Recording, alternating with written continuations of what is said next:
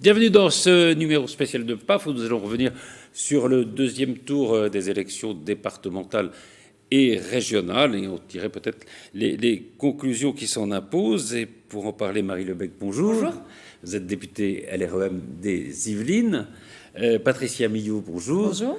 Vous êtes secrétaire départementale de Europe Écologie Les Verts. Vous étiez candidate dans le canton de Rambouillet, candidate malheureuse, enfin, avec un joli score quand même, peut-être pour les Verts, on en reparlera, parce qu'il y a peut-être quelque chose qui se passe à gauche entre les Verts et les autres forces. On en reparlera. Cyril Naute, bonjour. Bonjour. Vous êtes membre du RN, vous êtes l'ancien maire de Mantes-la-Ville, vous étiez candidat à Mantes-la-Jolie contre Pierre Bédier pour le RN, et vous avez été battu. Hein. Et oui, malheureusement. Peut-être assez sévèrement, mais on reviendra peut-être sur le commentaire de chacune de ces élections. Avec nous aussi, Boris Venon, bonjour. Bonjour. Vous êtes membre du PS, vous étiez, candidat dans le canton des Mureaux, et vous n'avez pas gagné cette élection. Avec nous aussi, Pierre Dejean, bonjour. Vous êtes Bonjour. Vous représentez ici la France Insoumise. Oui. Et puis, Jean-Baptiste Amonique, vous êtes maire de Villepreux et vous êtes le président du MoDem des Yvelines. Et Philippe Benassaya, qui est député LR des Yvelines et conseiller départemental de Saint-Cyr-l'École, puisqu'il a été réélu, va nous rejoindre dans quelques instants. Alors, on va aborder trois domaines, les départementales, les régionales en Ile-de-France, et puis peut-être des conclusions sur le plan national. Est-ce qu'on peut tirer des conclusions de ce scrutin ? Un mot quand même si on y reviendra dans la troisième partie, sur l'abstention, malgré les prises de parole, parfois même les engueulades un peu des électeurs, comme l'a fait Marine Le Pen. Il n'y a pas, en gros, plus de mobilisation au deuxième tour qu'au premier. Est-ce qu'on entre dans une sphère nouvelle qui est celle de la démocratie abstentionniste, Marie Lebec ? Je crois qu'en tout cas, si c'était le cas, il faut absolument lutter contre ça. Le vote, c'est un droit qu'il faut exercer absolument, parce que c'est aussi l'expression de l'orientation politique que vous souhaitez donner à votre territoire. Moi, je crois que trop souvent, j'ai entendu pendant cette campagne des concitoyens me dire qu'ils ne savaient pas à quoi allait servir la région, que ça n'allait rien changer dans leur quotidien. Or, on a fait, sous le quinquennat précédent, de ces régions des territoires dotés de compétences très importantes, de budgets importants aussi, et donc c'est fondamental. Et puis, pour les départements, c'est le volet social qui est important, c'est le social de proximité, et donc je crois qu'il faut absolument rappeler quel est l'enjeu, mais aussi peut-être rappeler à certains présidents de région sortants que nous ne sommes pas dans une élection nationale, que parler de sécurité, ce n'est pas la compétence de ces deux collectivités. C'est vrai qu'on a peu parlé des problèmes de compétences des régions et des départements en réalité. On les a nationalisés beaucoup, ces élections. On a nationalisé, je le déplore, et donc effectivement je pense que d'une, il faut redonner du sens à quoi servent ces deux collectivités, peut-être décorréler les scrutins parce que ça a été un élément de complexité très important pour nos concitoyens, et puis ensuite je crois collectivement, quelles que soient les forces politiques, mobiliser pour lutter contre l'abstention et rappeler que effectivement voter c'est fondamental.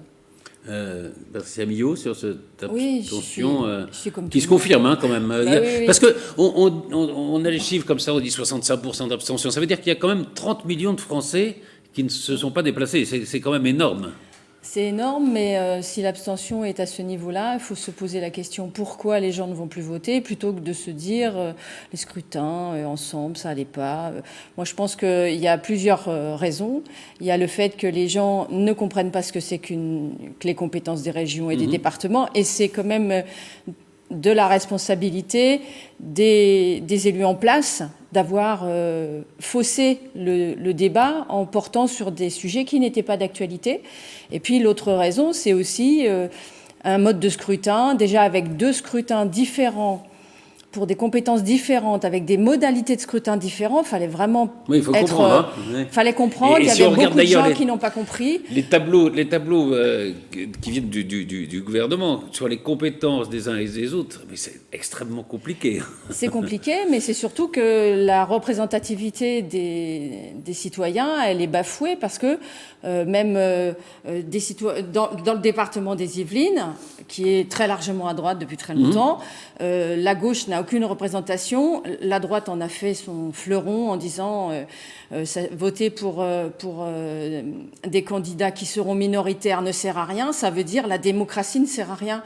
Alors que moi, je pense que la démocratie est fondamentale et que donc le mode de scrutin qui peut permettre à tout le monde d'exister sur le plan politique dans les assemblées, c'est la proportionnelle. Et tant qu'il y aura les modes de scrutin il y a actuels, aussi le mode, ça sera comme ça. Ça sera une des questions. Peut-être alors on abordera tout ça dans la troisième partie. C'est une autre sur... vous étiez présent lundi dernier. Oui, je vais essayer de pas trop me répéter, mais effectivement, on le regrette tous. Il n'y a pas eu de sursaut démocratique au second tour.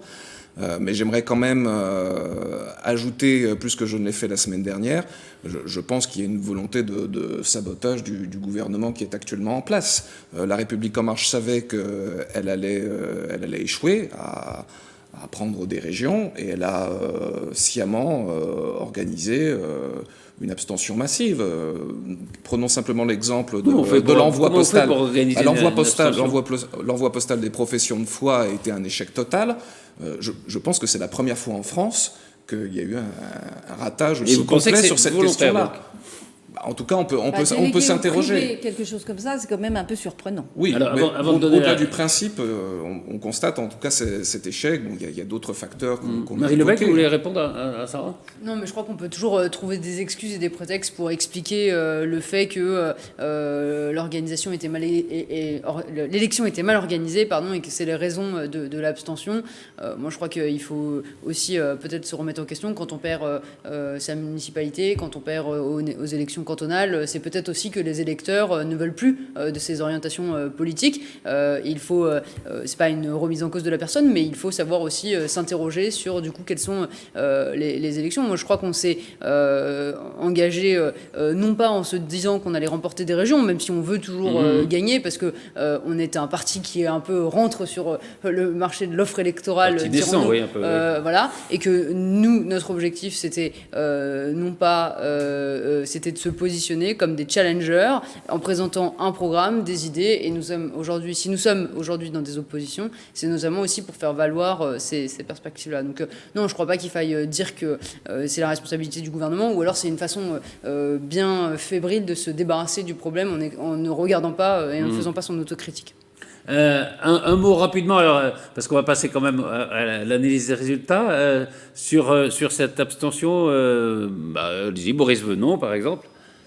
Écoutez, je pense que ça nous appelle tous à une très très très grande humilité, parce que quand on voit les scores dans certaines villes, je prends l'exemple chez moi au Murau, c'est un électeur sur 5 seulement qui s'est déplacé, et dans plusieurs quartiers populaires, c'est un électeur sur 10. Donc on peut effectivement indiquer qu'il y a eu des loupés, et il y en a eu au niveau de l'organisation de ce scrutin, mais au-delà de ça, ça nous interroge tout de même beaucoup sur la solidité des institutions républicaines avec de tels scores.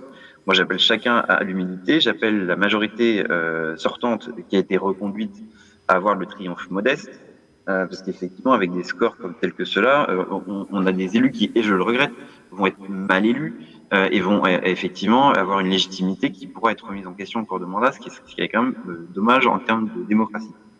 Après, juste pour compléter ce qu'ont dit vos intervenants, ce qu'on a tous raté sur cette élection, et j'inclus et les politiques, et les médias, les institutions, c'est aussi d'expliquer en quoi ces élections pouvaient changer la vie quotidienne de nos concitoyens. C'est vrai que on a beaucoup parlé, je le dis très honnêtement, on a eu l'impression sur cette élection dans les Yvelines que le principal enjeu c'était est-ce que la droite va reconduire son grand chelem ou pas. Est-ce qu'on a parlé beaucoup des compétences du département? Qu'est-ce qui avait été fait? C'était presque un référendum. Voilà. Non, mais voilà. Du coup, on a assez peu parlé des enjeux de fond, malheureusement, et pourtant, il y en a beaucoup, notamment dans ce département qui est un des plus riches de France et qui consacre le moins d'aide aux solidarités. Je prends un exemple au hasard. Pierre Desjean, peut-être, c'est vrai que LFI demande un passage à la 6e République. Alors on en reparlera peut-être de ça dans la troisième partie de l'émission, mais sur justement cette abstention très forte, il n'y a pas quand même une responsabilité aussi des candidats ? Vous savez, je crois déjà qu'il faut peut-être arrêter de parcelliser. J'entendais tout à l'heure dire qu'il ne fallait pas nationaliser ces élections. Or, en fait, c'est un argument tout à fait fallacieux, parce que j'imagine mal un électeur ou une électrice de gauche à un scrutin et voter à droite à un autre scrutin, surtout surtout dans le cas où il se déroule le même jour. Et que, en fait, c'est la ligne politique générale qui compte, et après on l'applique au niveau national, au niveau régional, au niveau départemental, en fonction des différentes compétences qui sont attribuées à ces organismes. C'est tout. Après, sur l'abstention, je crois qu'il ne faut pas insulter les électeurs. L'abstention est un signe politique. Alors, parfois difficile à décrypter parce que justement l'abstention ne donne pas de ligne, mais on peut dire que c'est un mouvement de grève civique. C'est une opposition politique. Parce que, effectivement, les candidatures qui ont été présentées ne donnent pas satisfaction. Et en cela, effectivement, nous, à l'EFI, on propose la Ve République parce qu'il faut revoir tout le système démocratique en France, parce que la Sixième République, pardon, parce que, effectivement, quelle que soit l'organisation, la démocratie est bafouée. La démocratie commence par une base très simple, un homme, une voix. Et tant qu'on n'a pas respecté cela, on a quand même des problèmes avec la démocratie. Donc, changement de régime électoral. Jean-Baptiste Amonique, c'est vrai ce que dit Pierre Dejean. Il y a deux analyses, au fond, sur l'abstention. Il y a ceux qui disent que c'est une crise de la démocratie, et c'est très inquiétant. Et ceux qui disent, au fond, c'est un appel au secours de gens qui se disent, qui se reconnaissent peut-être pas dans l'offre politique. Quelle est votre analyse ? La vérité doit être quelque part entre ces deux propositions, Patrice. Moi, ce que je pense, c'est que évidemment, personne ne peut se satisfaire de ce taux de participation. On l'avait déjà dit la semaine dernière. On doit tous s'interroger collectivement parce qu'on a forcément, en tant que responsable de formation politique, en tant que militant de formation politique, aussi notre part de responsabilité. En revanche, moi, je modérerais peut-être un petit peu les choses parce que je rappelle qu'avant ces deux scrutins, notamment sur les élections européennes, alors qu'on nous annonçait une participation en baisse par rapport aux précédentes européennes, on avait eu un regain de participation. Et donc moi, je peux pas m'empêcher que le scrutin de cette année, des départementales et des régionales, a conjugué autour de lui plusieurs facteurs qui ont fait aussi que cette abstention est aussi élevée. On sort à peine de la crise sanitaire. Il y a évidemment des personnes qui, après l'année qu'elles ont vécue, ont envie de penser à tout sauf de la politique. Moi, j'ai vu beaucoup de personnes partir en week-end. Je rappelle que le couvre-feu a été levé aussi le week-end précédent. Des gens qui sont partis retrouver leurs proches qu'ils n'ont pas pu voir pendant un an. Tout ça, on peut pas juste le balayer d'un revers de main. Après, dire ça, ça veut pas dire botter en touche et ne pas s'interroger sur des raisons plus profondes de cette crise-là. Moi, ce que je vois aussi, c'est que le vote protestataire qui a tendance à se porter sur le Rassemblement national, mais pas uniquement, finalement aujourd'hui était plutôt un non-vote. Il s'est traduit sur un fort taux d'abstention. Donc faudra voir. Moi, j'attends réellement de voir comment ça va se passer pour l'élection présidentielle et les prochains scrutins, parce que je pense qu'il y a un petit peu tôt pour tirer des enseignements. Ensuite, un dernier mot là-dessus. On parlait de légitimité des élus ou de candidats qui seraient mal élus en raison du faible taux de participation. Je crois que quelque part aussi, même s'il y a des raisons à cela, les absents ont toujours tort et on ne peut pas vivre avec ce propos-là. On ne peut pas dire que les élus sont mal élus et ils seraient légitimes. Je rappelle qu'aux États-Unis, on ne dit pas du président des États-Unis, quel qu'il soit, qu'il est mal élu, alors que ou n'importe quel candidat, n'importe quelle élection américaine, on voit qu'aux États-Unis, historiquement, il y a toujours un très très faible taux de participation dans ce pays. Alors c'est pas le modèle que je souhaite pour la France, mais il faut aussi pouvoir relativiser les choses et surtout voir comment ça se confirme sur les prochains scrutins. Philippe Bennassaya, bonjour. Vous êtes député LR des Yvelines et conseiller départemental de Bois d'Arcy. Vous avez été réélu. Un mot rapidement. On parlait évidemment de l'abstention. Il n'y a pas eu de remobilisation entre les deux tours, comme le souhaitait un certain nombre, le cas des appels qui ont été lancés.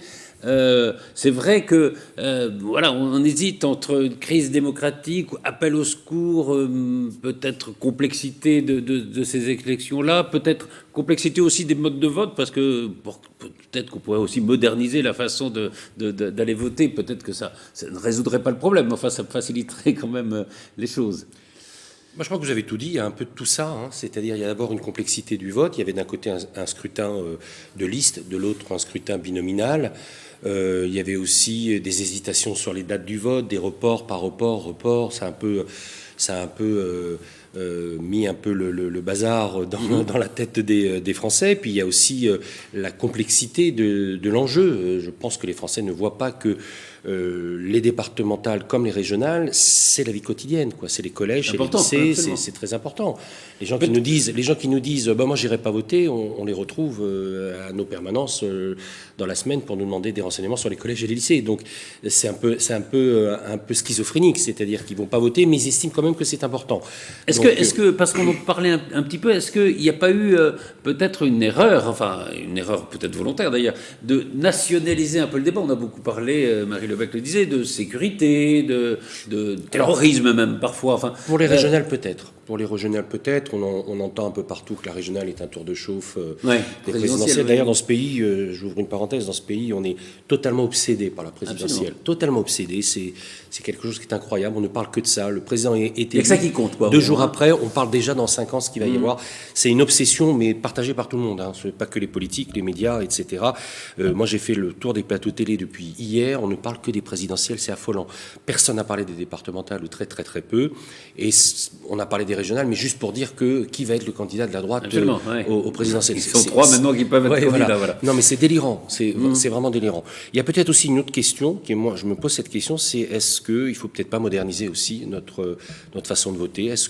Faut-il toujours sacraliser le dimanche, par exemple, comme jour de vote dans certains pays? C'est vrai que dans des pays, on vote dans la semaine. Absolument, en Angleterre. On vote dans la semaine. Est-ce qu'il n'y a pas une modernisation? C'est vrai qu'en France, on sacralise un peu, on sanctuarise même l'élection, l'isoloir, l'urne, la mairie, les écoles. Ce qui est magnifique, parce que c'est un processus républicain. Il y a une pompe républicaine qui est très intéressante. Mais est-ce qu'il n'y a pas une façon de moderniser ce vote? Je pense qu'il y a une vraie question à se poser au Parlement. C'est vrai que quand François Bayrou l'a proposé, ça a été pratiquement rejeté très vite. On en reparlera peut-être dans la dernière partie de l'émission. Je voudrais maintenant qu'on va regarder un peu d'abord les premiers résultats. Ce sont les départementales.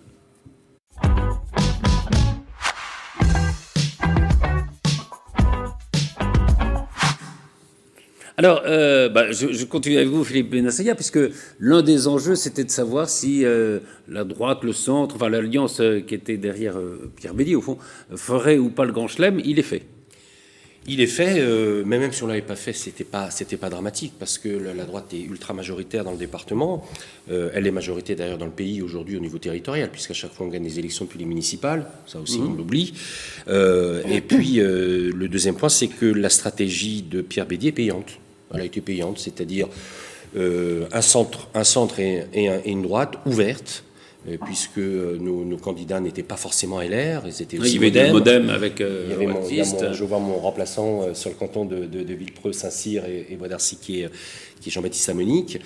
Donc la stratégie était plutôt payante, c'est-à-dire une stratégie ouverte, une stratégie pas forcément fermée sur des étiquettes politiques. Donc la stratégie a été payante, le Grand Chelem a été renouvelé, ce qui est incroyable dans notre pays. Je ne sais pas s'il y a un autre département qui a fait le Grand Chelem, je ne crois pas. J'ai pas vu. Mais c'est vraiment une belle stratégie, une belle récompense. Et puis les résultats aussi sont très hauts. Je pense que vous avez dû, je ne sais pas si vous avez parlé des résultats et des pourcentages, même si l'abstention est très très forte, bien sûr. On peut regarder par exemple votre canton, si vous voulez, avec une victoire, qui est donc le canton de Bois d'Arcy, plutôt de Saint-Cyr. Enfin, Saint-Cyr-l'École, Bois d'Arcy. Oui, c'est une victoire très, très nette. Très nette, avec une abstention forte comme partout, bien partout, sûr, ouais. Mais avec sur les suffrages exprimés une victoire très très nette, mais qui est un peu commune à tous les autres cantons, puisque les autres cantons, les 21 cantons, tournent autour de ces résultats-là. Donc c'est vraiment quand même une très très très belle victoire et la récompense d'une stratégie qui avait été un petit peu bousculée au début, un peu contestée par certains, mais qui en fait est payante. Cyril Note, je suppose que vous ne partagez pas. Moi, je trouve ça plutôt un peu écœurant de renouveler ce Grand Chelem. Le mode de scrutin a été évoqué par Madame tout à l'heure. Effectivement, le département des Yvelines est historiquement de droite, de centre-droit. Qu'il conserve une majorité dans ce département, ça ne choquera personne. Mais qu'il n'y ait aucun représentant de l'opposition, que ce soit à gauche ou au Rassemblement national, dans un département qui compte plus d'1 million d'habitants, oui, c'est pas rassurant pour la démocratie. S'il n'y a pas d'opposition, il n'y a pas de démocratie. On peut regarder les résultats de Mantes, le canton dans lequel vous étiez candidat. Alors, oui, quand même une victoire très nette de Pierre Bédier. Vous avez fait une campagne assez dure, hein, en disant il faut chasser Pierre Bédier des Yvelines. Là, pour le coup, c'est raté, quoi. C'est raté, oui. Bon, les rapports de force sont assez semblables à ceux d'il y a 6 ans, en réalité. Hein. Je note que la gauche, peut-être à part fait pas forcément beaucoup mieux quand elle se retrouve face à un binôme de droite ou de centre-droit. Donc oui, c'est pas rassurant pour l'avenir. Patricia Billot, justement, oui, vous disiez tout à l'heure, c'est vrai, alors, Philippe Benassaïa se félicite du Grand Chelem, et on comprend pourquoi. Mais vous disiez, au fond, c'est peut-être pas très bon pour la démocratie, qu'il y ait un seul. Je trouve carrément que c'est très mauvais pour la démocratie, parce que pendant 6 ans... Mais en même temps, c'est le vote des électeurs. Hein. Oui, mais après, il y a le vote et puis la méthode. Et quand, globalement, on dit sur tous les tracts, voter pour un candidat qui sera minoritaire, c'est stérile, et de dire que ça ne sert à rien et qu'il vaut mieux voter pour un candidat majoritaire, je trouve quand même que c'est un abandon de démocratie de la part du parti Les Républicains de dire que hors de moi, pas de salut. Et je trouve que c'est scandaleux. Et dans mon canton particulièrement, la fin de campagne a été très difficile parce que on a eu droit à un tract de pur mensonge en 10 points sur les écolos, ils vont refuser de donner des subventions au Secours catholique. Mais où est-ce qu'on va avec des arguments pareils alors que jamais on a refusé à Rambouillet de financer la restauration de l'église ou de donner des subventions à aucune association caritative. Enfin, je trouve que c'est du mensonge qui fait de l'effet aux gens parce que moi, j'ai reçu des messages me disant est-ce que c'est vrai tout ce qu'ils disent ? Parce que, évidemment, si les écolos, ils étaient autant bornés et obtus, je comprends qu'on vote pas pour eux, mais c'est pas du tout le cas. Et je trouve que, franchement, c'est de la... On en reparlera peut-être tout à l'heure, mais c'est vrai qu'il y a aussi plusieurs tendances chez les écologistes. Je trouve que le score de Rambouillet, je veux bien admettre que la droite est contente, mais sur le score de Rambouillet, nous, on fait un pourcentage, vous pouvez les afficher. Oui, on les a affichés. Qui sont plutôt honorables. On fait 38%, 38,5%. Moi, je trouve que c'est plutôt un bon score. C'est vrai que les Yvelines sont un département très à droite. Je n'en disconviens pas, mais ça ne veut pas dire que la totalité des acteurs, des électeurs soient de droite, et ils ne seront pas représentés pendant 6 ans, tout comme ils ne l'ont pas été représentés pendant les 6 années précédentes, et 6 années où on n'a eu aucune information sur les débats au conseil départemental, aucune information pour personne. Donc voilà. Marie Lebec, le LREM, alors, c'était partagé. Il y avait des candidats qui se sont maintenus au 2e tour, à Versailles notamment, et puis il y avait d'autres candidats qui étaient avec Pierre Bédier. C'était compliqué pour vous, c'est compliqué pour vous les départementales. Non, c'était une élection compliquée parce que en fonction des cantons, nous n'avions pas partout choisi la même stratégie au municipal, et on sait bien que ça reste une élection très numérique, les élections cantonales, et que Pierre Bédier, c'est ce 3e tour des municipales. Voilà, c'est un peu le 3e tour des municipales, que particulièrement le découpage des cantons joue en faveur des maires des plus grosses communes, et voilà, et c'est une réalité qu'il faut savoir prendre en compte. Il y avait dans des cantons, dans plusieurs cantons et dans plusieurs villes, l'AREM qui avait soutenu le maire aux élections municipales. Il était de bon sens de le soutenir au moment des cantonales. Sinon, quelle logique ça aurait créé pour notre électorat. Ce qui n'était pas du tout la même chose. Par exemple, je reprends Versailles 1, donc le canton où il y avait un binôme qui s'était déjà présenté contre François de Mazières, et donc c'était aussi logique qu'ils y aillent, qu'ils tentent leur chance, et ils ont fait un score qui est honorable également. Moi, je prends acte de cette victoire de la droite. À la fois, j'en suis satisfaite pour le maire de la ville de Houille, qui est sur ma circonscription et qui est un maire LREM, parce que ça lui donne la possibilité d'être élu, d'avoir aussi une vision sur le canton, d'avoir aussi des financements du département, parce que c'est un peu là le nerf de la guerre si on se dit les choses.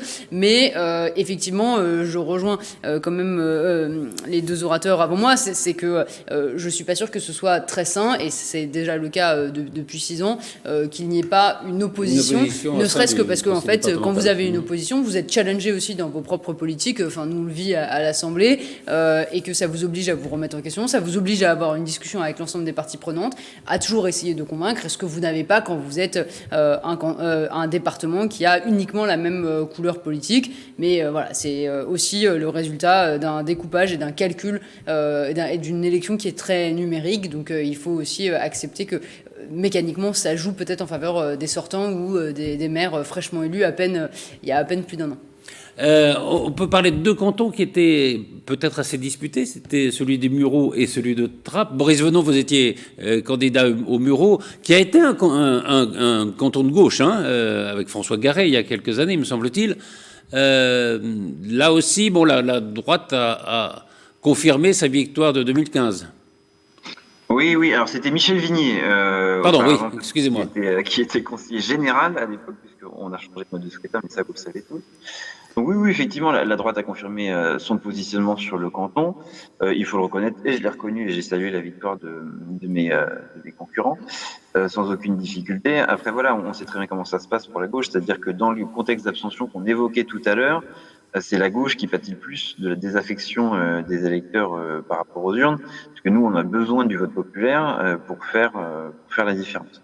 Alors, je note quand même, et c'est une bonne nouvelle de mon point de vue, que contrairement à il y a 6 ans, la gauche républicaine, progressiste, humaniste, a réussi à se hisser au deuxième tour de ces départementales, dans tout de même un certain nombre de cantons, 16 si je ne me trompe pas, ce qui est de mon point de vue une bonne nouvelle pour le retour d'un débat républicain au sens large du terme dans notre département. Alors après, je rejoins ce qui a été dit en plateau, c'est vrai que malheureusement ça suffit pas à faire en sorte qu'il y ait une opposition qui revienne au conseil départemental de Yvelines, et c'est dommage, puisqu'il y a quand même des voix de toute une partie de la population qui serait que nous puissions porter.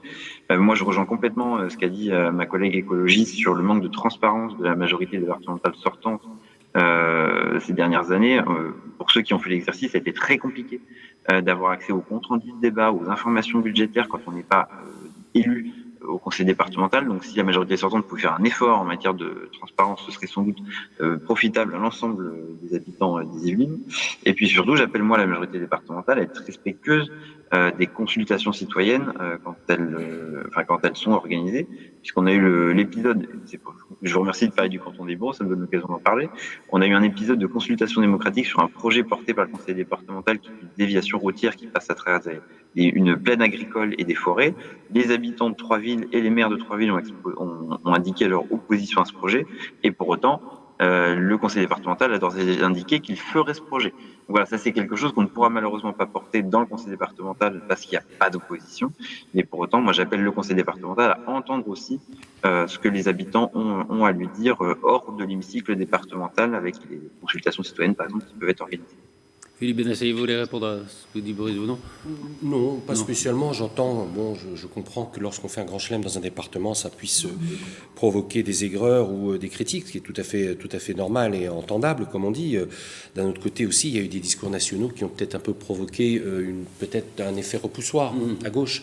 Surtout quand Clémentine Autain dit, par exemple, Clémentine Autain alliée avec les écologistes à Paris, enfin en Ile-de-France, disant qu'elle ne subventionnerait plus les écoles privées, les associations ou les églises, etc. Ça a peut-être provoqué aussi une sorte de confusion, même à gauche peut-être. On va y revenir d'ailleurs quand on va tout parler à fait. des Donc c'est peut-être ça. À part ça, bon, après ce sont des micro-problèmes, j'entends, mais c'est vrai que la victoire est imposante, elle est importante, elle peut provoquer des questionnements. Mais elle engage aussi une responsabilité. Si tu peux, elle engage une responsabilité d'abord parce que pour nous aussi ça engage une responsabilité parce qu'on n'a pas d'opposition au sein de l'hémicycle départemental. Dans la gouvernance, quoi. Voilà, donc il y a beaucoup de choses qui se posent, mais voilà, c'est les électeurs qui ont tranché, c'est les électeurs qui ont décidé. Personne n'a imposé aux électeurs quoi que ce soit. Alors le canton le plus disputé, c'était celui de Trappes, puisque Ali Rabé, le maire de Trappes, était en tête au premier tour. Là encore, c'est Nicolas Dainville et Capio qui sont élus. Alors, après, on peut analyser. C'est vrai qu'il y a une plus grande mobilisation dans des villes comme Elancourt, Catrapes. Enfin, il faudrait regarder en détail le vote. Pierre Dejean, c'est une déception ?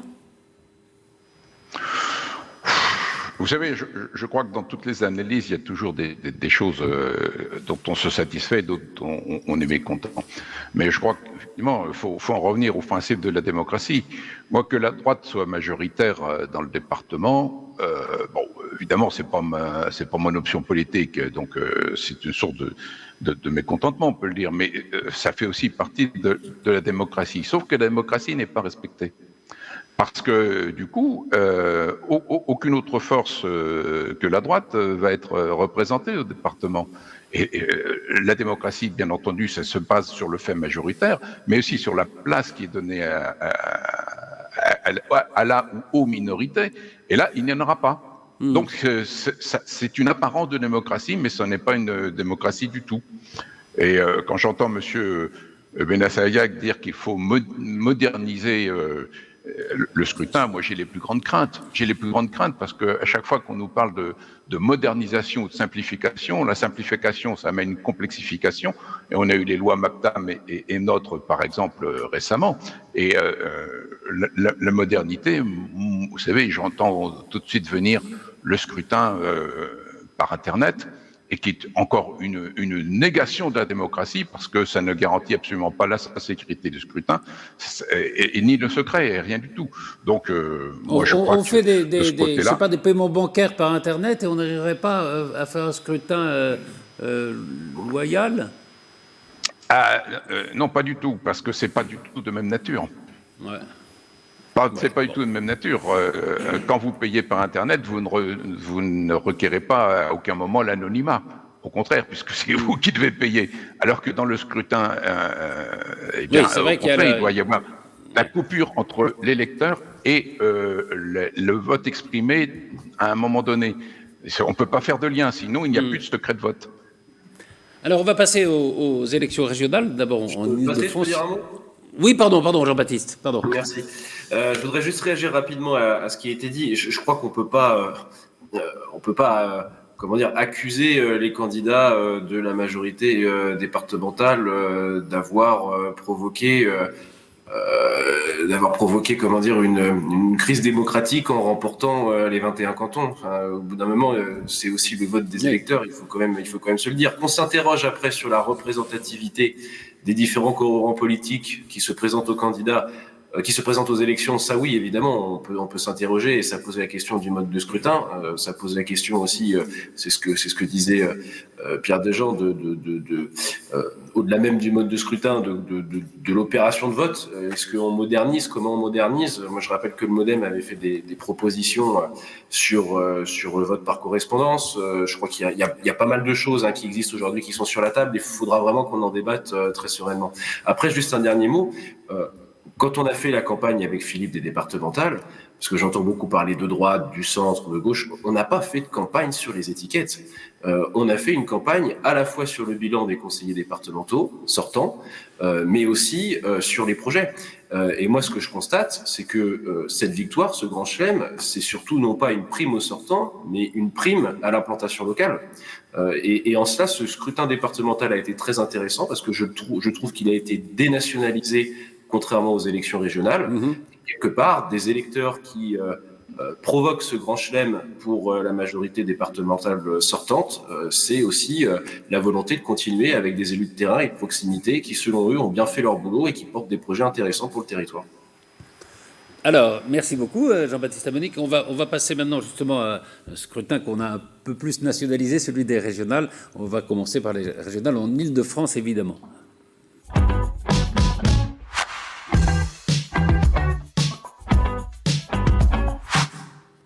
Alors, victoire nette de Valérie Pécresse en Ile-de-France, malgré l'union de la gauche, si je peux dire, Patricia Billot. Les trois listes, c'est malgré ou peut-être à cause, on va voir. Je redis que l'abstention fait que l'interprétation du scrutin est quand même aléatoire sur la volonté des habitants de l'Île-de-France de vouloir Valérie Pécresse à la région. Parce que avec autant d'abstention, rien n'est Bien sûr. Rien n'est vrai, Il faut à mon toujours avis. rappeler, oui, c'est ça. Et la campagne de désinformation de Valérie Pécresse, je persiste à dire que ça a de l'importance quand on voit des gros bandeaux jaunes qui disent si vous voulez voter pour Julien Bayou, vous votez pour les islamo-gauchistes. Franchement, je voudrais qu'on m'explique ce que ça peut vouloir dire déjà. Et je trouve que c'est de la désinformation, c'est du mensonge, c'est une élection où quand même où il y a de la proportionnelle. Donc le poids de chaque parti est quand même, du moins en ce qui concerne les partis qui ne sont pas majoritaires, proportionnel. Après, il y a une prime à la liste parvenue en tête, ce qui fausse la proportionnelle. Mais sans doute qu'il y a des gens qui n'ont pas voulu voter pour Julien Bayou à cause de la présence de Clémentine Autain et de sa liste, mais sans doute aussi qu'il y a des gens qui ont voté Julien Bayou, qui n'avaient pas voté Julien Bayou au premier tour, parce qu'il y a des gens qui attendent l'union de la gauche. Je pense qu'on peut pas savoir... Vous avez une addition des trois listes, voilà, et pas de vraie dynamique non plus. Quoi, on n'a pas de dynamique positive, mais on ne peut pas savoir si c'est parce qu'il y a la présence de la France insoumise ou si c'est parce qu'on n'a pas fait alliance au premier tour. On ne saura jamais ça. Mais justement, là, je reviens à ce que vous disiez, parce qu'on a beaucoup parlé du Front républicain en PACA, c'est-à-dire Front républicain contre la présence du Rassemblement national. Est-ce qu'il n'y a pas eu une sorte de Front républicain en Ile-de-France? Quand vous voyez Manuel Valls, Jean-Paul Huchon, qui disent, qui sont des sociodémocrates, qui disent il faut voter Pécresse parce que justement il y a un danger à gauche avec Autain, peut-être avec Bayou qui a peut-être des positions plus extrémistes que d'autres verts. Est-ce que ça ne vous fait pas réfléchir? C'est intéressant quand même. Personne n'en a parlé beaucoup de ça. Ce qui m'interpelle, c'est vous me dites, Jean-Paul Huchon a appelé à voter Pécresse. Mais vous ne me dites pas, Lionel Jospin a appelé à voter Bayou. Il y a déjà une distorsion. Parce que personnellement, je comprends l'attitude. La plupart des socialistes, je suppose, ont voté. Il y avait Audrey Pulvar qui représentait. Mais ce que je sais, c'est que quand un ancien socialiste, puisque Jean-Paul Huchon n'est plus au Parti socialiste, il n'est plus au Parti socialiste, annonce qu'il va voter Pécresse, on en fait la une de plein de journaux. Et quand Lionel Jospin, ancien Premier ministre, annonce qu'il va voter Julien Bayou pour telle et telle raison, personne n'en parle. Moi, je trouve que c'est pas très équitable comme façon de faire. Donc après, les électeurs se basent pas sur le fait que Manuel Valls, qui est allé un coup en Espagne, un coup en France, qui cherche un poste quelque part, bon, voilà, pour moi, c'est révélateur d'un état d'esprit d'une certaine partie de... Mais est-ce que vous ne dites pas, au fond, il y a un front républicain pour éliminer le Rassemblement national, il pourrait y avoir un front républicain, peut-être, pour éliminer la France insoumise, enfin, ce qu'on appelle... Enfin, Mais on parle d'islamo-gauchisme, on parle... L'intérêt d'une proportionnelle, c'est justement de se mettre d'accord sur des projets. On peut très bien, et ça se vérifie au Parlement européen, voter des projets qui ne sont pas portés par notre propre parti. Au Parlement européen, ça se fait tous les jours. Oui, il y a des accords, oui. C'est même pas des accords. Des négociations. C'est de dire, ce projet-là, je le trouve bien, donc je vais le voter, qui que ce soit qui l'ait porté. Et là, avec Clémentine Autain, on a un certain nombre de sujets sur lesquels on est totalement d'accord, un certain nombre de sujets sur lesquels on est partiellement, et d'autres où on n'est pas du tout. Et vous avez fait Mais ça n'empêche pas que face à une présidence de région Pécresse qu'on a déjà eue pendant un certain temps, et on a vu ce que ça donnait, de notre point de vue, ça justifie de s'unir sur des projets. Et je trouve que la médiatisation de la présence de Clémentine Autain est surfaite. En plus, et en plus, Clémentine Autain est peut-être une LFI présentable, si je veux dire, entre guillemets. Moi, je n'ai pas envie de trier des LFI présentables et d'autres pas présentables. Chacun défend ses idées. Elles ont des raisons d'exister. Avec Pierre Dejean, mais... Voilà. Mais je trouve que dans la future Assemblée, les partis politiques qui ont fait cette union ont une représentation proportionnelle en siège. Je trouve que c'est quelque chose d'équitable. Mais il y a des régions où la gauche était en passe de pouvoir gagner et où, il semble-t-il, cette alliance n'a pas marché. Je pense avec Orphelin, notamment. Oui, mais... Parce qu'il y a peut-être eu un rejet de ça aussi. Enfin, peut-être. Philippe Benassaïa sur ce point. Non, mais j'ai bien compris, je pense, vos questions. La question sur le Front républicain, elle est très claire. Je veux dire, en général, le Front républicain, c'est quoi? C'est un oukase de gauche pour essayer d'apposer à la droite une digue contre le Rassemblement national et jamais lorsqu'il s'agit de l'extrême gauche. Bon. Premier point. Le deuxième point, c'est qu'on parle d'union de la gauche, mais je ne suis pas sûr que ça soit une union de la gauche qu'on ait en Ile-de-France. On a une union de la gauche et de l'extrême gauche, avec trois positions de gauche plutôt différentes. Pas sûr que les socialistes soient vraiment sur la même ligne que les écolos Bayou, et que l'extrême gauche qui a pris, excusez-moi, ou alors on est aveugle dans ce pays, mais une extrême gauche qui a pris des positions extrêmement violentes à l'égard de la République, à l'égard plutôt bienveillante à l'égard de l'islamisme, notamment dans des manifestations, la manifestation de la honte comme on l'a appelée. Je suis pas sûr, mais c'est pour ça que cette union hétéroclite a perdu, c'est parce que les additions hétéroclites ne font pas une élection. C'est tout, on ne peut pas additionner arithmétiquement trois courants qui sont différents. Il y avait un courant socialiste, il y avait un courant écologiste, et puis il y avait un courant d'extrême gauche.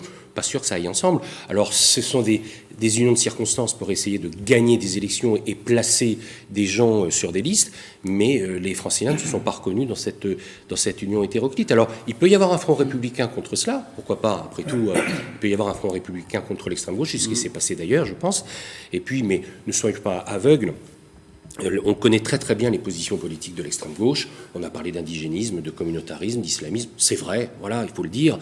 Toutes les positions de l'extrême gauche sont sur ce domaine-là à chaque fois que l'extrême gauche prend la parole. Est-ce que les socialistes se reconnaissent là-dedans? Je ne crois pas. Et est-ce que les écolos se reconnaissent là-dedans? Un petit peu plus en effet que les socialistes, oui. Marie Lebec, vous ne regrettez pas finalement que Valérie Pécresse n'ait pas proposé une alliance avec Laurent Saint-Martin, qui était le candidat de LREM? Non, je regrette pas. Enfin, moi, je crois que c'était important que La République En Marche, dans un maximum de régions, et notamment dans une région qui compte quand même un électorat dynamique pour le président de la République, puisse se présenter, défendre un projet. Moi, je crois que dans l'entre-deux tours, nous avons pu avoir des discussions dans certaines régions sur l'éventualité d'un rapprochement, mais sur effectivement la concordance des projets. Je ne vois pas tout à fait Philippe Benassaïa. Je suis d'accord que numériquement, c'est pas parce que vous additionnez deux listes que l'intégralité des voix se reporte, mais vous pouvez aussi considérer à un moment que vos projets ne sont pas très loin et que malgré tout, il ne faut pas être non plus naïf. Le but de chaque candidat, c'est de remporter l'élection, et que donc ça pouvait faire sens effectivement d'avoir une alliance de la gauche, même si effectivement, moi je suis pas sûr que toutes les listes, tous les électeurs de gauche se retrouvent dans la liste qui a été portée par Julien Bayou, Clémentine Nathan. Mais pardon, mais c'est juste, il faut arrêter de dire ça. C'est une élection à la proportionnelle. Il y a une prime majoritaire, effectivement, mais c'est une élection à la proportionnelle. Ce qui fait que je vous donne l'exemple qui est le plus flagrant, je pense, c'est que nous avons le score le plus faible en Ile-de-France, c'est indéniable, puisqu'on est à 10, je crois, et que nous avons 15 élus. Donc c'est une élection à la proportionnelle. Est-ce qu'on peut arrêter de dire aux gens c'est pas une élection à la proportionnelle? C'est pas vrai. C'est une élection à la proportionnelle avec une prime pour le premier majoritaire. Mais je crois que c'est de tradition française de considérer que effectivement il faut une majorité stable pour permettre de diriger peu importe la collectivité, que ce soit de la municipalité à la région. Et voilà, c'est pas aberrant, je trouve, dans le fonctionnement. Et oui, moi je pense que c'était intéressant pour La République En Marche d'avoir dans un certain nombre de territoires des discussions qui sont engagées dans l'entre-deux tours pour voir si la cohérence des projets pouvait s'allier. Je note que ce soit Valérie Pécresse ou dans d'autres régions, la porte a été fermée, et que donc c'était le sens aussi de maintenir notre candidature. Pierre Dejean, le LFI, c'est le gauchisme? Non, absolument pas. D'abord, ce terme de gauchisme est utilisé n'importe comment et ne signifie rien. Pour cela, il faudrait se référer au livre de Lénine, Le gauchisme, maladie infantile du communisme. Mais passons là-dessus. Je vois en tout cas que M. Benassaïa fait corps avec l'extrême droite en utilisant ce terme d'islamo-gauchiste, qui n'a aucune consistance politique, hormis la détestation que l'on a de l'un et de l'autre, c'est-à-dire d'un côté de l'islam, et ça c'est du pur racisme, et de l'autre côté contre la gauche. C'est tout. Et c'est une expression qui n'a pas d'autre signification que cela. Et quand il parle de la manifestation de la honte, c'est encore un mensonge absolu pour cela, parce que c'était quoi? C'était une manifestation pour manifester la solidarité par rapport à des gens qui avaient été victimes, je crois que c'est d'un attentat quelconque, même minime, et donc tout simplement contre le racisme. Eh bien, si M. Benassayag ne veut pas manifester contre le racisme, lorsque les victimes sont musulmanes, ça s'appelle du racisme. Il ne veut peut-être pas porter des étoiles jaunes, par exemple, comme on l'a vu. Peut-être pas porter aussi des Non, aussi, attendez. éventuellement. Soyons clairs. Quand il y a une manifestation, on se fie au mot d'ordre de cette manifestation. Après qu'il y ait quelques huluberlus qui ont peut-être dévié et fait des choses répréhensibles, on est prêt tout à fait à les condamner, mais ça n'entraîne pas la globalité de tous les gens qui étaient là. Et je vous signale en tout hasard que si vous reprochez à LFI d'être présent à cette manifestation, vous devriez regarder l'ensemble des organisations qui étaient appelantes. Hein Cyril Quant Lautre, au Front peut-être. républicain, c'est un leurre. Ce n'est pas un projet politique. Pierre Dejean, je vous interromps une seconde. À un moment donné, on peut faire barrage à un candidat ou pas, ça c'est autre chose. Mais ce n'est pas une ligne politique. Donc ça veut rien dire. Cyril Lautre. Oui, sur ces questions d'islamo-gauchisme, de communautarisme, moi je trouve quand même que la droite est très mal placée pour montrer du doigt la France insoumise. On peut aussi donner un certain nombre d'exemples d'islamo-clientélisme. Bruno Béchiza, par exemple, le maire d'Aulnay-sous-Bois, avait été mis en cause il y a plusieurs années par Jordan Bardella. Ce même maire, donc tête de liste au départemental dans le 93 sur la liste de Madame Pécresse, a fait plusieurs procès en diffamation contre Jordan Bardella. Il les a tous gagnés. On peut aussi parler de Pierre Bédier au Val-Fouré. Comment croyez-vous qu'il parvient à réaliser des scores de dictateurs africains dans tous les bureaux de vote du Val-Fouré? Donc voilà, il y a aussi, si on veut utiliser l'expression islamo-gauchisme, il faudra peut-être la définir, c'est vrai, mais en tout cas, la droite est très mal placée pour ce sujet-là. J'aimerais d'ailleurs ajouter que le nouveau maire de Mantes-la-Ville, Sami Damerji, en 8e position sur la liste de Madame Pécresse, a dans sa majorité à Mantes-la-Ville une élue, une conseillère municipale qui était tête de liste de l'UDMF, l'Union des démocrates musulmans français. Elle s'appelle Madame Aïcha Iya. Elle porte le voile, y compris en conseil municipal. Donc je crois que la droite n'a vraiment pas de leçon à donner sur la laïcité ou sur ces questions de communautarisme ou d'islamo-clientélisme. Philippe Benassia. Non, mais je ne fais pas de procès ad hominem des gens, c'est pas ma culture politique. Je ne cible pas les gens en fonction de leur choix politique sur des listes, premièrement. Deuxièmement, je disais juste, et je répondais à votre question, que le Front républicain est toujours à sens unique et jamais dans un autre sens. C'était ce que je disais. Et que deuxièmement, les additions ne font pas les élections. Voilà. Et je pense peut-être que cette union des gauches n'a pas recueilli l'adhésion des franciliens parce qu'elle était peut-être contre nature. Voilà. Boris Jonan, justement, vous vous sentiez à l'aise dans cette alliance? Oui, après, moi, ça me fait un peu rire, mais ce débat, même si ça vire au tragicomique, c'est-à-dire que vous avez tous, les uns et les autres, et moi y compris, arrêté de dire que c'était un regret d'avoir nationalisé le débat des régionales, et c'est exactement ce qu'on est en train de faire ce matin. Bon, voilà, au bout d'un moment, faut aussi être cohérent avec les propos qu'on a pu tenir auparavant. Je rappelle quand même que, évidemment, qu'on n'est pas d'accord sur tout entre les écologistes, les socialistes et la France insoumise. Sinon, on serait dans le même parti. Or, nous ne le sommes pas. C'est bien qu'il y a des points de divergence sur certains sujets. Parmi ceux que vous avez traités ce matin, il y en a un certain nombre. Voilà. Après, sur les régionales, on s'est mis d'accord, et ça a été très long, et chacun d'entre vous le sait, sur un programme commun. C'est-à-dire, on ne s'est pas juste accoquiner les uns avec les autres parce qu'il y avait un intérêt électoral. Il y a eu des discussions de fond sur les projets, ce qui allait être porté en commun. C'est sur cette base-là que les trois familles politiques qui sont différentes se sont réunies. C'est tout. Alors, je tiens juste à en profiter pour rappeler quand même, parce que ça a été cité dans le débat, que messieurs Huchon et Valls se sont éloignés des rives social-démocrates il y a quand même un certain temps. Voilà, je rejoins Patrice Amillot sur ce qu'elle disait, c'est-à-dire qu'on en a fait quand même beaucoup sur eux, alors que objectivement, ils ne représentent malheureusement plus grand-chose qu'eux-mêmes, et qu'il aurait été de bonne tenue, effectivement, de valoriser aussi les gens qui s'inscrivent en pour et pas que les gens qui s'inscrivent en contre. Voilà ce que j'avais à dire sur le sujet. Alors, on va passer au dernier étape, c'est-à-dire les leçons. Est-ce qu'on peut tirer des leçons de ces scrutins, notamment des régionales, au plan national ?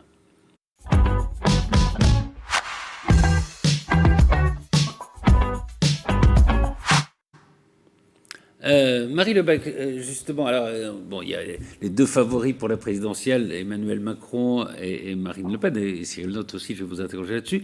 Ce sont les deux partis qui ont perdu ces élections.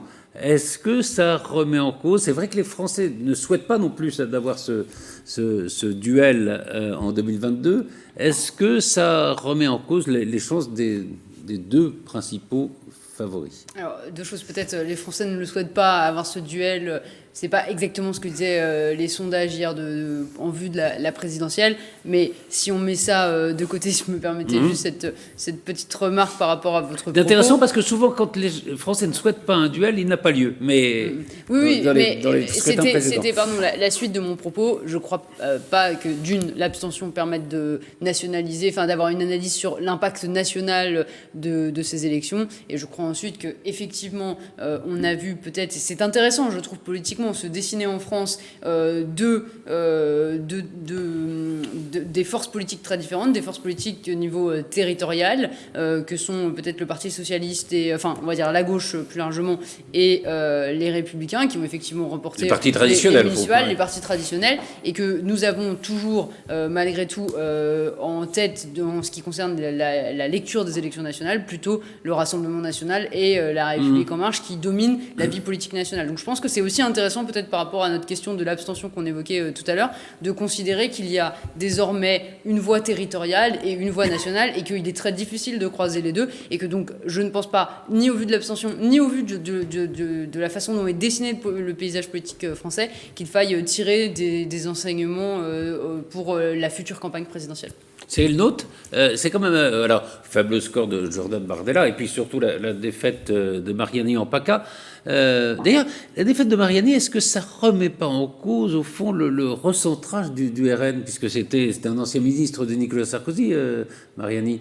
Donc le côté plus présentable du RN, finalement, est-ce que... On a beaucoup dit ça après le premier tour déjà, et même après le second tour, hein, et c'est d'ailleurs une vieille phrase, hein, un Front National trop gentil, ça n'intéresse personne, c'est une phrase qui a été prononcée il y a déjà plusieurs années.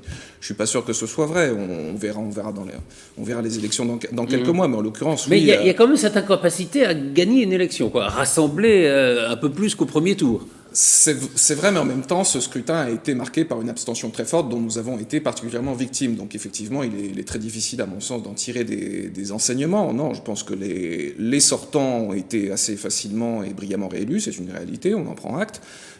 Après, je pense que ce soit les LR ou le Parti socialiste, ça reste une sorte de syndicat d'élus locaux. Ils n'ont pas de vrais leaders, jusqu'à présent en tout cas, pour porter leur voix à l'élection présidentielle. Et effectivement, les sondages, même s'il faut se méfier des sondages, hein, on l'a vu pour les élections de dimanche dernier, Emmanuel Macron et Marine Le Pen vraisemblablement semblent toujours bien placés. Et en l'occurrence, même s'il y a de nouvelles personnalités, enfin nouvelles entre guillemets, qui émergent comme Xavier Bertrand ou d'autres, de toute façon, ce ne sont pas des personnalités qui prendront des voix à Marine Le Pen au premier tour, à mon sens. Donc voilà, il va falloir... Ça ne remet pas en cause... Non, il va falloir évidemment créer une dynamique, puisque l'absence de victoire nous prive de cette dynamique pour lancer la présidentielle. C'est à Marine Le Pen de bien travailler sur sa campagne, sur la manière dont elle va aller à la rencontre des Français dans quelques mois. Philippe Benassaïa, alors c'est vrai qu'on a entendu Xavier Bertrand, Valérie Pécresse et Laurent Wauquiez d'ailleurs prendre acte de leur victoire et se placer peut-être pour le combat de la présidentielle. Est-ce que c'est pas quand même des victoires en trompe-l'œil? C'est vrai qu'il y a, je disais, 30 millions de Français qui ne sont pas allés voter. Il y a relativement peu de voix. C'est une prime aux sortants. Est-ce que ça leur donne la légitimité qu'ils... Je ne pense pas que ce soit la question. Encore une fois, l'obsession présidentielle nous aveugle. Les équilibres régionaux n'ont pas bougé, en fait, quand vous voyez... Non, c'est ça. La gauche a gardé ses régions, la droite a gardé ses régions. Donc, voilà, il a une prime au sortant. On a pris les mêmes et on recommence. On a jugé probablement les présidents de gauche comme de droite, d'ailleurs, sur leur bilan. Carole Delga en Occitanie. C'est la seule candidate qui monte. Ça devrait nous interpeller sur... Les autres candidats ne montent pas, que ce soit... Ça devrait nous interpeller sur l'évolution de la politique. C'est-à-dire que plus on est sur le terrain, plus on a un bilan territorial important, mieux on est élu. Je pense que la politique d'en haut, c'est-à-dire hors sol, un peu sans bilan local, sans bilan territorial, et désavoués probablement dans ce pays. Et la prime va à ceux qui ont un bilan et à ceux qui ont un ancrage territorial important. C'est le cas à gauche comme c'est le cas à droite, puisque les équilibres n'ont pas bougé. Après ça, s'il faut encore parler des présidentielles, bien évidemment, les duels annoncés n'arrivent jamais au bout. Ça, c'est sûr. Depuis des décennies, les duels, depuis Poher en 69, les bilans, les duos comme ça, les duels annoncés n'arrivent jamais.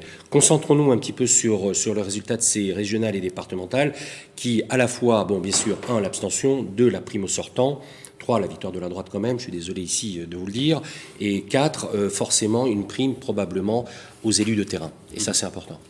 Jean-Baptiste Amonique, justement, là, vous soutenez évidemment Emmanuel Macron. Il est quand même très seul. Ça veut dire quoi, très seul? Non, parce que là où je rejoins, je pense que il faut se rappeler comment Emmanuel Macron a été élu en 2017. C'est-à-dire, il crée quelque chose de nouveau avec un parti aussi qui n'est pas le mien, mais qui est le parti majoritaire de la majorité présidentielle de la République En Marche. Et Marie Le Bec l'a dit, et c'est très juste, qui a besoin de temps aussi pour s'implanter. C'est une nouvelle offre politique. Il va lui falloir du temps pour trouver aussi un ancrage, une assise territoriale. Mais je crois que c'est ce qui a aussi cruellement manqué à ce quinquennat-là. Plus que des relais, c'est l'implantation locale, c'est d'avoir aux côtés des ministres, aux côtés des parlementaires, aux côtés d'Emmanuel Macron, des maires, des présidents de région, des présidents de conseils départementaux, en tout cas des élus d'expérience qui ont une bonne connaissance des sujets locaux et du terrain. Et je crois que, en tout cas, s'il est candidat, car je rappelle que le président de la République n'a pas encore annoncé sa candidature à sa réélection, même si ça semble être un secret de Polichinelle, encore que, on ne sait jamais, il peut y avoir des surprises. Je crois que s'il est candidat, il faudra qu'il aborde cette élection présidentielle d'une façon un peu différente qu'en 2017. Après, honnêtement, Patrice, bien malin aujourd'hui, à un an, à moins d'un an, peut dire ce qui va se passer. Pour dire ce qui va se passer. En tout cas, c'est vrai qu'on disait que malheureusement, les régionales avaient été nationalisées et qu'on nous a expliqué, en tout cas certains candidats nous ont expliqué qu'il ne fallait pas les nationaliser. Vous voyez très bien les réactions des différents présidents de région, nouveaux présidents de région réélus ce matin, qu'ils soient de gauche ou qu'ils soient de droite, ils se projettent déjà tous sur l'élection présidentielle. Donc, on le savait, je veux dire, ça fait aussi partie du jeu politique. Maintenant, on va voir qui sont ceux qui vont émerger dans les prochaines semaines et dans les prochains mois. On va attendre de voir quelle est l'offre politique aussi à gauche, à droite, aux extrêmes. Et sur l'espace central. Et c'est à ce moment-là qu'on pourra, je pense, commencer à voir quel duel pourrait émerger, mais c'est bien trop tôt. Moi, j'enterre pas le Rassemblement national, j'enterre pas Marine Le Pen. Je pense qu'il faut rester vigilant. Je pense que l'électeur frontiste aujourd'hui ne s'est pas mobilisé sur ces élections locales, notamment au second tour. Il a privilégié l'abstention. Mais je crois qu'il pourra aussi se mobiliser à nouveau sur la présidentielle. Donc il y a une vigilance à avoir. Il faut continuer à travailler. Le quinquennat n'est pas terminé non plus. Il y a encore éventuellement quelques réformes à faire passer. Il y a encore des choses à faire avant la fin de ce mandat-là. Donc je crois qu'il faut utiliser le temps qui reste du quinquennat à bon escient pour continuer à avancer avant la prochaine présidentielle. Merci beaucoup, merci à tous. J'ai juste une question, mais pardon, Patricia Maillot. Est-ce que justement l'union des gauches, elle est nécessaire pour les présidentielles ? Moi, je trouve que d'entendre dire ça va être Macron-Le Pen, c'est pas favoriser la baisse de l'abstention. C'est dire à tout l'électorat de gauche, c'est même pas la peine que vous y alliez, puisque ça sera la droite contre l'extrême droite. Je trouve que c'est dramatique, moi, des discours comme ça. Je pense que il faut faire des projets, il faut discuter avec des partenaires. Et on verra bien. On verra bien, on aura l'occasion d'en reparler de toute façon. Merci à tous les 7 d'avoir participé à cette émission et à très vite. On va reparler évidemment des présidentielles dès l'année prochaine, dès la rentrée prochaine. Merci à tous.